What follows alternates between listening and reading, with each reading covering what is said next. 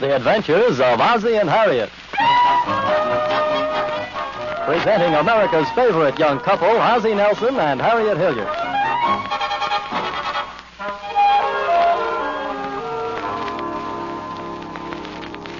And now let's see what's going on in the Nelson family. Ozzie, Yeah? David's in a hurry, dear. Could you make the toast? Oh, sure. Is there any school today? Oh, yes, there's school. What's the big rush, David? He's been appointed hall monitor. Oh, good for you. What does that consist of? I stand by the stairs and see that the other kids don't shove and push. Jam, please. Well, sounds like quite a responsibility. I don't think it's so hard. What's wrong with it? Well, for one thing, at recess and lunch, I don't have as much time to play ball as the other kids. Oh, I think you'll find in later life being a monitor is a little more valuable experience. Not if I'm a ball player. Well, it all comes under the heading of accepting responsibility. Can't shirk our duties, you know. Don't let the toast burn, Ozzie. More jam, please. Don't eat any more jam, Ricky, until you get your toast. Well, there's some things we have to do in life whether we like them or not. Here at home, we all have certain tasks to perform. Somebody has to cook. Somebody has to keep the furnace going. Who's responsible for hanging up your clothes? I am.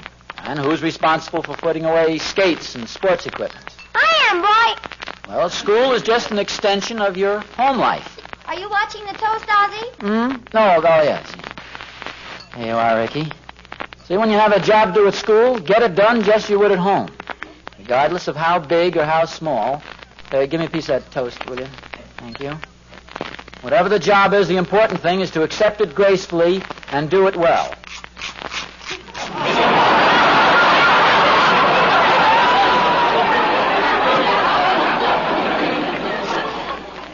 See, David, you were made a monitor because you're an outstanding student. It's a reward for being conscientious. So be proud of the fact that only the best students get to be monitors. Were you ever a monitor, Pop? Schools were a little different in those days, Ricky. Ricky, don't bother Daddy while he's buttering his toast. I got a job at school, too, boy. Ah, good for you, son. What do you do? Starts today. I'm supposed to stay after school and clean the erasers. Well, good for you, Ricky. How come the teacher selected you? She caught me talking during the spelling lesson.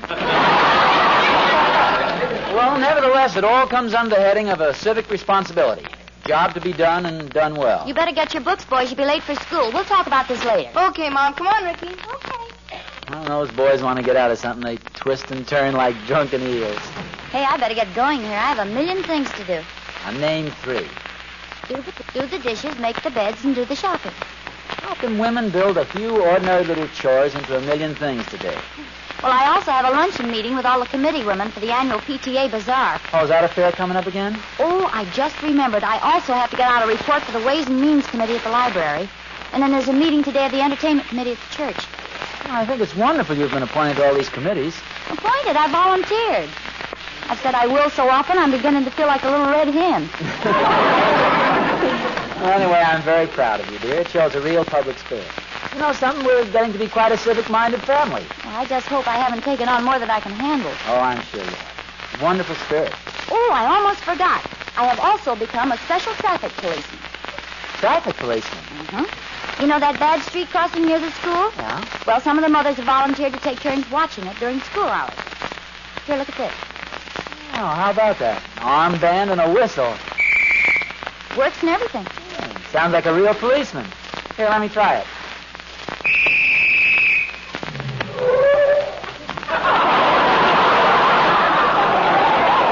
Holy smokes. Sorry, old man. Somebody blew the whistle by mistake.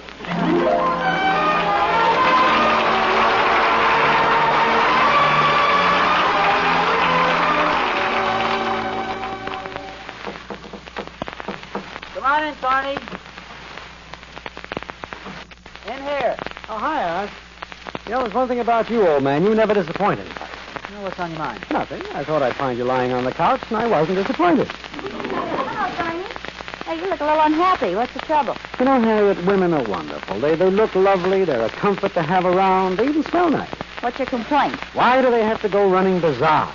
Good for charity. Fine. I'm all for it. Somebody needs help. Somebody else says, let's do something about it. Somebody else says, how can we raise the money? Somebody else says, let's run a bazaar. And then somebody always says, we'll get Thornberry to build the boots.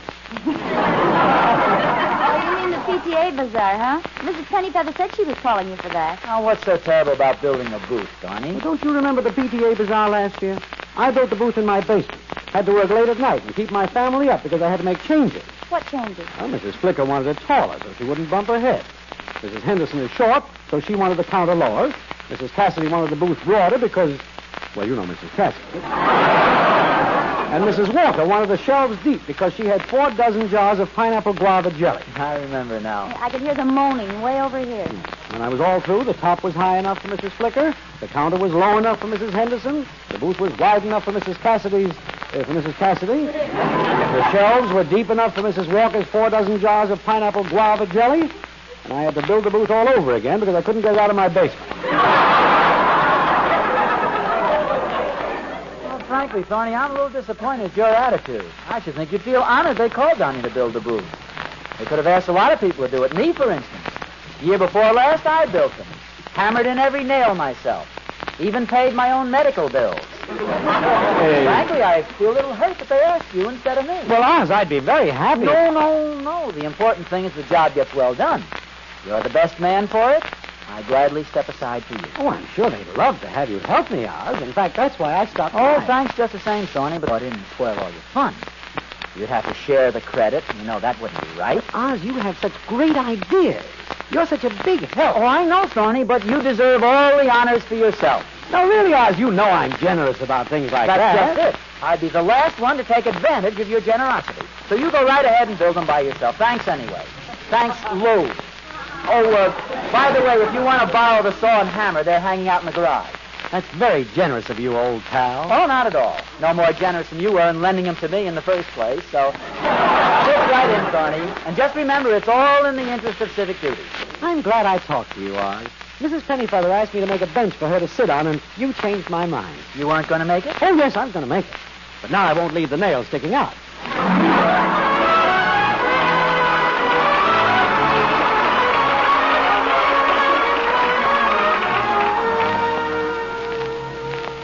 You know, Harriet, it does my heart good to see so many people fulfilling civic obligations, taking on public responsibilities, accepting duties.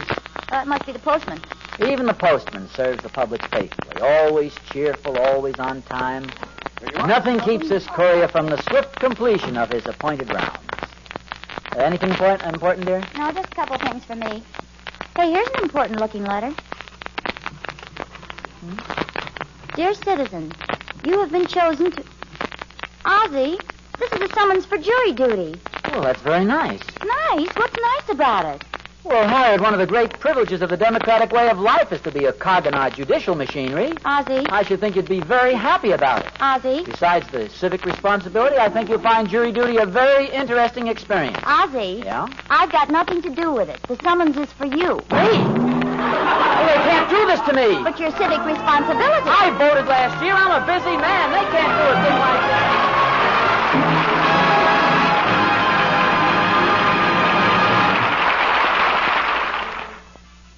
Harriet, maybe if you write the jury commission a letter telling them how difficult it'd be for you to manage without me. Well, how difficult would it be, dear? Well, suppose there's a fire. I'd call the fire department. Suppose you hear a burglar. I'll call the police department. Suppose there's a hurricane carries away the house and everything in it. What would you do then? What would you do? Well, Harriet, there's never been a hurricane in this part of the country. See, I haven't even left yet, and you're starting to worry. Remember, dear? Remember that little speech about civic responsibility? That's just it. Because I've got civic responsibility, I wanted to find somebody who will make a better juror than I am. Yes. For one thing, I'm too impressionable. Well, now, what's that got to do with it? Suppose there's a woman defendant. She'll start to cry, and you know how I melt. Maybe she'll be pretty. Maybe she'll be devastatingly attractive. Sit up there on the stand, probably wearing a revealing dress.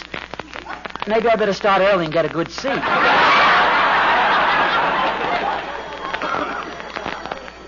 Ozzie? Wake up and answer the phone. No.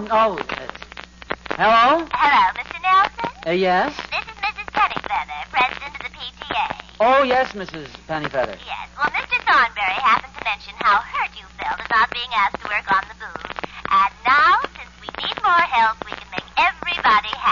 Yes, but Mrs. Penny...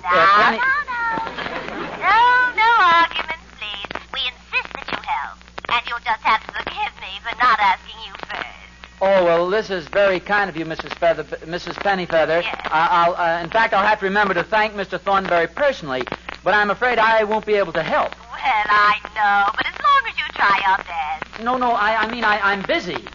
I've had a hire call. I've been called for jury duty. Jury duty? Yes, I've got the summons right here in front of me. The First District Court. Oh, isn't that a shame? Poor Mr. Nelson. If it had come at any other time. Well, as the old saying goes, those are the breaks.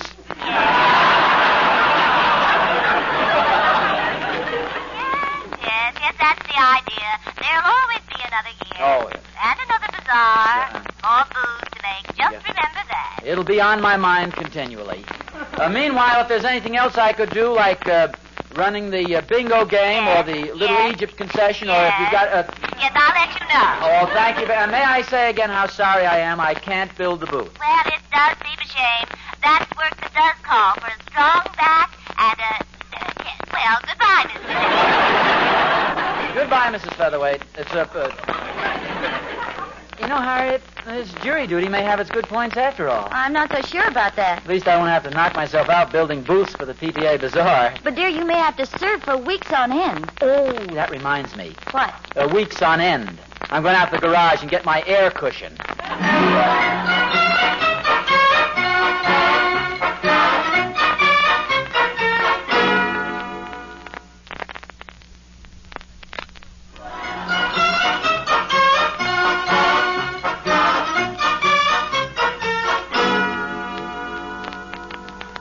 The province of the trial jury to determine the truth of the alleged facts in a civil case and the guilt or innocence of the accused in a criminal case.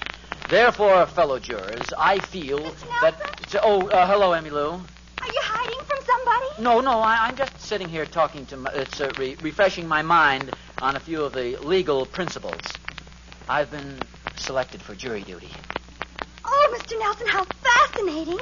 How thrilling.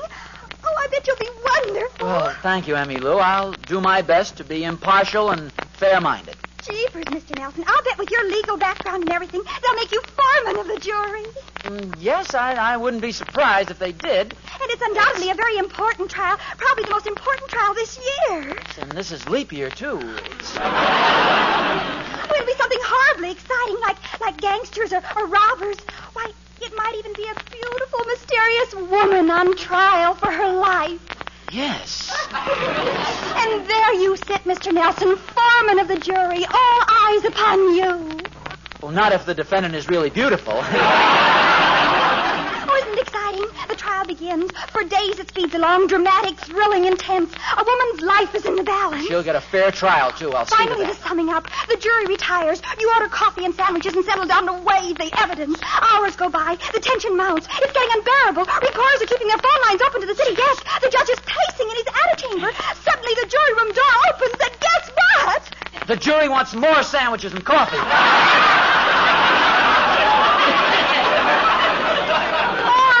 Of deliberation. Then you finally file into the courtroom. Everything grows quiet. You can hear a pin drop. The beautiful woman is looking at you. The judge, the lawyers, the reporters, the spectators, they're all looking at you. I hope my tie is straight. There you stand. And now, solemnly, with a tear in your stern blue eye, you give the verdict. Not guilty. Not guilty. Pandemonium breaks loose. You're a hero, Thank a public figure, with your picture in all the papers. Hello, Mom. Oh, Mr. Nelson. Oh, you're the most wonderful man. Can I have your autograph? Certainly. Oh, just sign my notebook. To Emmy Lou, Ozzie Nelson, foreman. There you are. Oh, thank you, Mr. Nelson. Thank you. And thanks for acquitting that poor, innocent, beautiful woman. It was only my duty, Emmy Lou. I'm glad I did it.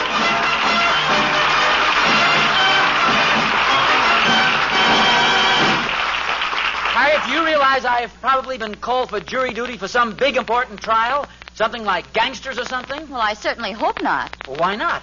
Well, I was reading just the other day where some gangsters took a jury member for a ride. It might be dangerous. Harriet, when it comes to a question of public duty, I'm not a man to be swayed by the imminence of danger. You think I mind their intimidation? You think I mind their threats? Do you think you could come with me?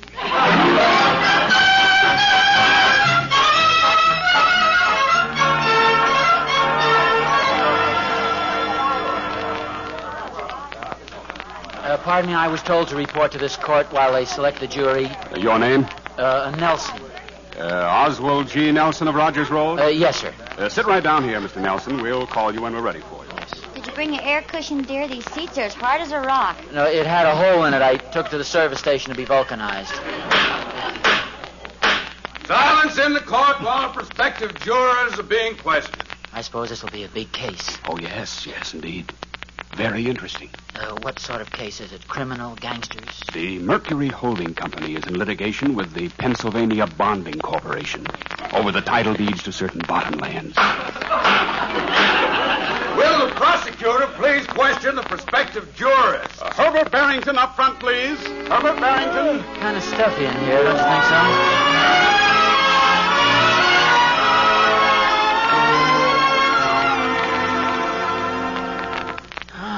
This is boring. Oh, quiet, dear. I'd like to complete this jury before the day is over. Yes, Your Honor. I would, however, like to call the court's attention to the similarity between this case and the case of Snodgrass versus Continental Can. Boy, these seats are sure hard. How long we been here? About 3 hours. Oh, so stuffy in here, I can hardly keep my eyes open. Stanislaus Dalbignavian up front, please. Stanislaus Dalbignavian. My name is Stanislaus Dalbignavian. Ozzy, you're falling asleep. My name is Ozzy. You're falling asleep. Ozzy, don't fall asleep. I haven't slept for days worrying about this case, Your Honor. I'm Harriet. I'm Harriet Nelson.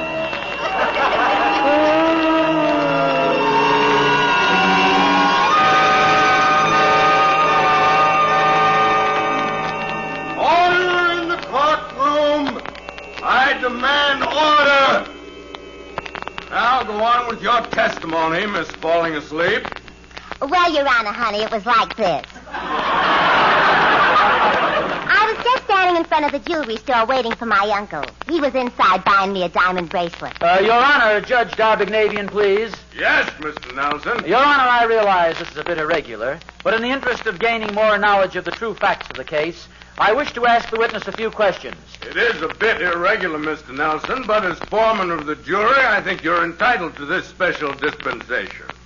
And may I say that your request was very well put. Thank you, Your Honor. My knowledge of law and procedure is very slight. On the contrary, you have a very firm foundation in the basic tenets. The bar could do with men like you. Really, Your Honor, you flatter me. Not at all. I feel ability deserves recognition. Have it your way, Your Honor. May I proceed with the questioning now? By all means. This should be very interesting in a legal sense. Miss Falling Asleep. Yes, Mr. Nelson.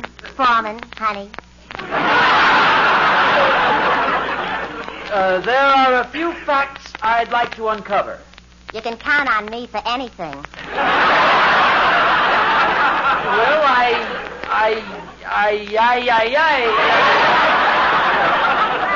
thank you. You're very cooperative. Would you tell us, please, just where in front of the jewelry store were you standing? I wasn't standing. I was sitting on a fire hydrant. It was a cold day, as I remember. Didn't you find the hydrant a bit chilly to sit on? I was wearing my mink. Oh, yes, of course. Now, the chief witness for the prosecution testified he saw you run into the getaway car with the robbers. He said you were wearing a bright red dress. Only a woman who wants to attract attention would wear a red dress. I don't need to attract attention. Of course. Now, what color dress were you wearing? A skin-tight black silk jersey dress. So, you say you were wearing a black dress, and the witness said you were wearing a red dress. That's right. Mr. Nelson, you're doing an excellent job. Thank you.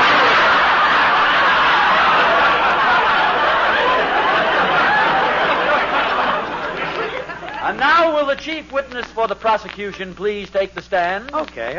Now, Mr. Thornberry, You say when you saw this young lady, she was wearing a bright red dress. That's right, bright red.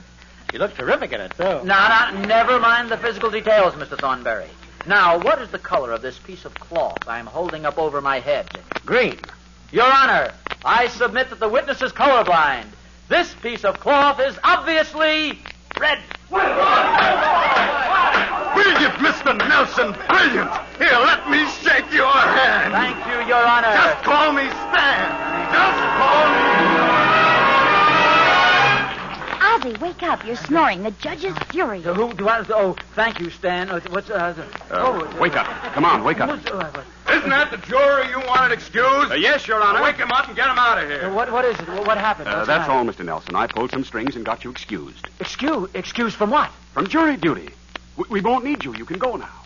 Well, you can't do that to me. Get him out of here. What's that? Bailiff, throw that man out. I don't want to be excused. I came here to serve. Ozzy, come on. I'm a citizen. I'm a voter. I demand my chance. I know my rights. I've been through the freedom train. Throw that man out.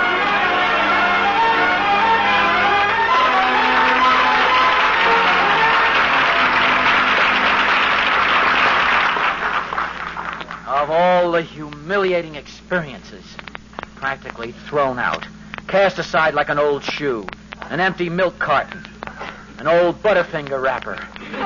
Oh, it was nothing personal, dear. It was just that they had enough jurors without you. What's the use of being civic-minded? What does it get you? Man sacrifices his time for public duty, loses sleep, gets up earlier than usual, shaves closer than usual, dresses carefully in a dignified, legalistic manner, goes down to court, and what happens? You caught up on the sleep you lost. This goes to show you it doesn't pay to be intelligent. Doesn't pay to get an education. What good does it do you to go through school? You just get thrown off juries. Oh, Ozzy. Just see if I ever go to another class reunion. The lawyer that threw me out. He excused you. His client was probably a crook and as guilty as they make him. He's afraid to have me on the jury. Ought to have that man disbarred. Those beady, shifting little eyes. Who was he anyway? He looked familiar. Mr. Pennyfeather. Pennyfeather? Mm-hmm. Fenimore Pennyfeather. His wife is president of the PTA. You've seen him at the meetings. Oh, Ozzy, look. Hmm? There's a big pile of lumber in our driveway. And there's Thorny. Yes. And somehow I don't like that big smile on his face. Hi, Oz. Boy, I sure fixed it for you, didn't I, Oz? Fixed what? Got you off jury duty. You got me off. Well, sure. When Mrs. Pennyfeather told me you were on jury duty in the same court with her husband, I suggested he have you excused. It was all very legal and simple. Wasn't that nice of me? Thorny, you dog, you just did this so I'd be available to help you build those boots. Oz, how can you be so ungrateful after I've made this tremendous sacrifice? What's this? Knowing how deeply you feel about civic responsibility, I finally talked Mrs. Pennyfeather into letting you build the boots alone. Well, what about you, you big loafer? Well, you see, old man, in order to get you off jury call, I had to agree to take your place. Why, Thorny... Oz, please! Thorny... You can kill a man with a hammer!